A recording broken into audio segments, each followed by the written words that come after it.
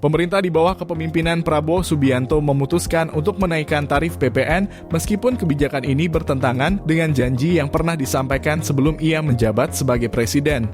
Pada Januari 2024, Prabowo berjanji untuk tidak menaikkan tarif pajak dan lebih fokus pada meningkatkan efisiensi dalam pemungutan pajak. Ia menyatakan bahwa masalah pajak bukanlah tentang menaikkan tarif setinggi-tingginya, melainkan tentang efisiensi dalam pengumpulannya agar tidak membuat masyarakat enggan bekerja atau bahkan memilih untuk pindah ke negara lain. Selain Prabowo, adiknya, Hasim Joyo Hadikusumo, juga menyampaikan pernyataan yang serupa di depan pengusaha, menjamin tidak ada kenaikan tarif pajak dan menegaskan bahwa pemerintah lebih fokus pada penutupan kebocoran pajak, seperti dari sektor sawit ilegal. Derajat Wibowo, yang sebelumnya berada di tim kampanye Prabowo, juga menegaskan bahwa kebijakan kenaikan PPN bukan merupakan kebijakan Prabowo, dan menyarankan agar fokus utama pemerintah adalah menutup kebocoran pajak daripada menaikkan tarif PPN.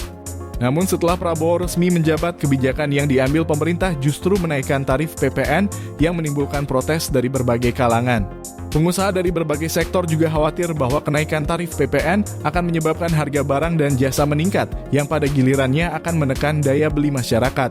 Ekonom dari Institute for Development of Economic and Finance, Eko Listianto, mengkritik kebijakan ini, mengingat pemerintah seharusnya fokus pada peningkatan daya beli di 100 hari pertama kepemimpinan, yang menjadi faktor penting dalam meningkatkan konsumsi rumah tangga dan pertumbuhan ekonomi. Kebijakan seperti kenaikan tarif PPN, pemotongan gaji untuk iuran tabungan perumahan rakyat atau TAPRA, serta kemungkinan kenaikan iuran BPJS Kesehatan dan pungutan dana pensiun tambahan, dikhawatirkan akan semakin menggerus daya beli masyarakat.